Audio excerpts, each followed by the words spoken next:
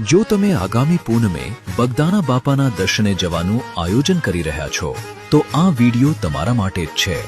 આગામી તારીખ 3 માર્ચ 2026 ને મંગળવારના રોજ ફાગણ સુદ પૂનમ છે અને આ દિવસે ચંદ્રગ્રહણ હોવાથી શ્રી ગુરુ આશ્રમના દર્શન સમયમાં મોટો ફેરફાર થયો છે।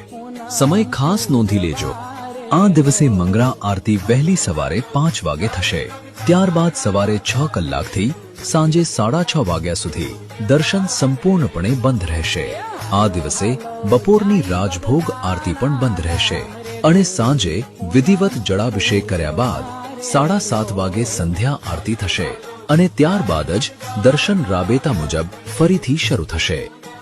તો દૂરથી આવતા તમામ યાત્રાળુઓ અને ભક્તોએ આ સમય મુજબ જ પોતાનું આયોજન કરવું જેથી કોઈને અગવડતા ન પડે। કૃપા કરીને આ વિડિયો બાપાના દરેક ભક્ત અને તમારા